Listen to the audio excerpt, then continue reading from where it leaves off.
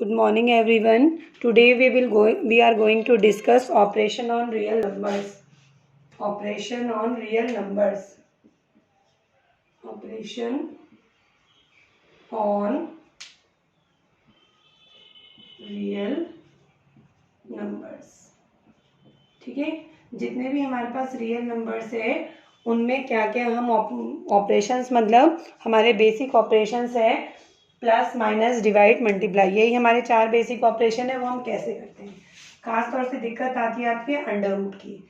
जब हमारे पास 3√2 प्लस मान लीजिए 4√2 है, तो जब हम इसे चेंज करेंगे, एक और है प्लस 2√3, जब हम अंडर रूट में हम ऐड करते हैं तो सेम अंडर रूट ऐड हो सकते हैं, ध्यान रखना जो सेम अंडर रूट है वो ऐड हो सकते हैं।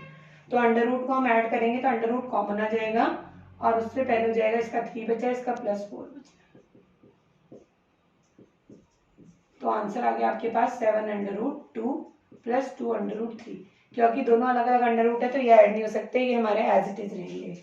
इसी तरह से हमारे पास माइनस हम करें 4√5 माइनस 2√5, सेम अंडर रूट जो है वो माइनस हो सकते हैं, तो √5 हमारा कॉमन आ गया और ब्रैकेट में बचा 4 माइनस 2, हमेशा आगे लिखना चाहिए और अंडर रूट पीछे, तो आपके पास आ गया 2√5।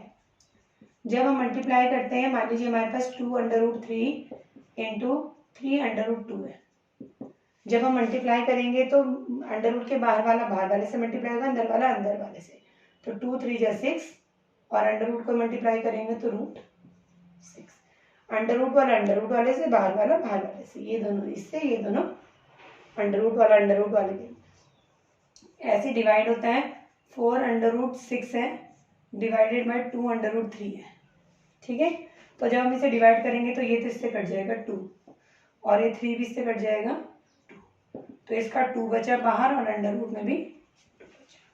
तो ये हमारे बेसिक ऑपरेशंस हैं। सेम नंबर्स वाले ऐड होते हैं, सेम रूट वाले ऐड होते हैं, सेम रूट वाले सब्ट्रैक्ट होते हैं।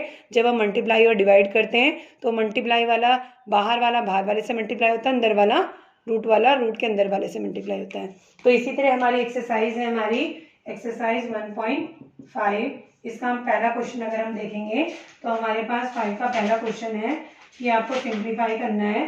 Classify the following as rational और इरेशनल। सबसे पहला पार्ट है आपके पास 2 माइनस √5, 2 रेशनल है बट √5 इरेशनल है, तो ये इरेशनल ही होगा।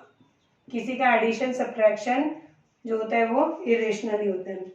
सेकेंड पार्ट हमारे पास है 3 प्लस √23 माइनस √23। अगर आप देखोगे दोनों तो कैंसिल हो जाएंगे तो आंसर 3 आएगा और 3 के हमारे पास रेशनल नंबर है, तो ये हमारे पास रेशनल हो गया।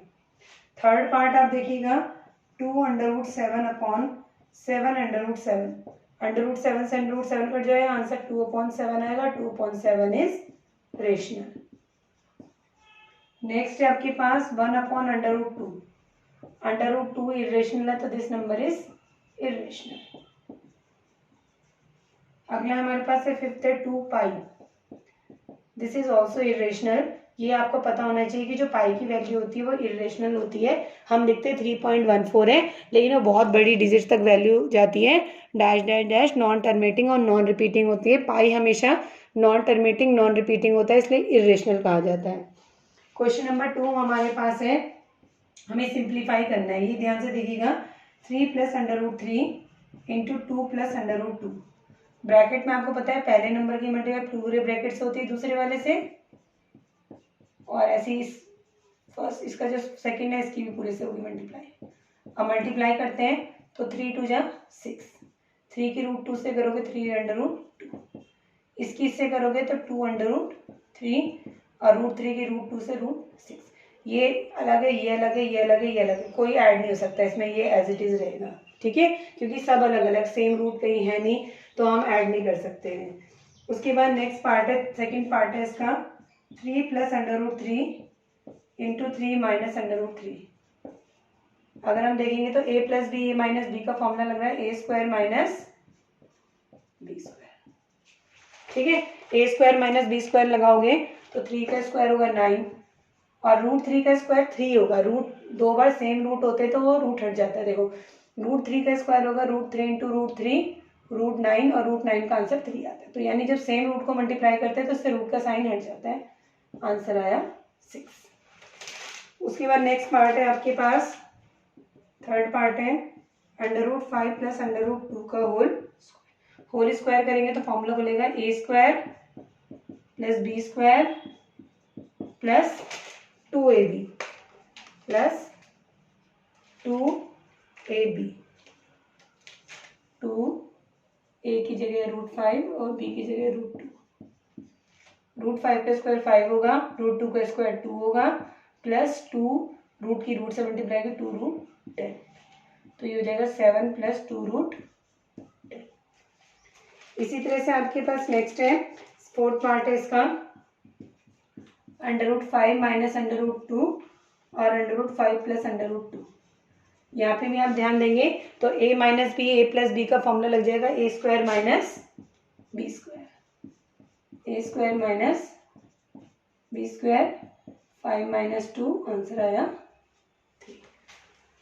उसके बाद हमारे पास क्वेश्चन नंबर 3 है, वही जो मैं आपको ऊपर बता रही थी कि पाई को हम कहते हैं सरकमफेरेंस अपॉन डायमीटर। तो हम बोलते हैं पाई इरेशनल है, लेकिन ये हमारा कॉन्ट्राडिक्शन है, जबकि हमारे पास सरकमफेरेंस भी है और डायमीटर है, दोनों को अपॉन में ले रहे हैं तो रेशनल बन गया। लेकिन हम कह रहे हैं ये इरेशनल होगा। ये इरेशनल इसलिए होगा क्योंकि आपके पास जो होगा value of circumference and diameter, जो सरकमफेरेंस और डायमीटर की वैल्यू है वो हम एग्जैक्टली नहीं नाप सकते, क्योंकि देखो सर्कल, चलो तुमने डायमीटर उससे नाप लिए रूलर से, लेकिन आप ये बोल सकते हो कि जो आप सरकमफेरेंस नापोगे आप थ्रेड की मदद से नापोगे, ठीक है, और आप उसकी एग्जैक्ट वैल्यू नहीं निकाल सकते। जब हम किसी भी लेंथ को मेज़र करते हैं स्केल से, किसी भी डिवाइस से, तो हमें उसकी केवल अप्रॉक्सीमेट वैल्यू मिलती है। इसलिए हम कह सकते हैं कि जो पाई होता है वो ना तो सी और डी पे डिपेंड हो रहा है, वो जो होगा वो जब एग्जैक्ट वैल्यू नहीं होगी तो वो रेशनल भी नहीं होगा, ठीक है। Value of circumference and diameter can not be exact values, they are approximate value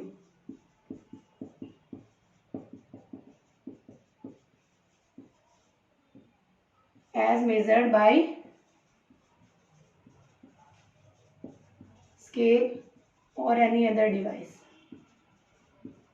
scale से मेजर करो, ये डिवाइस का मतलब जैसे हम थ्रेड से नाप रहे हैं, so C/D is equal to pi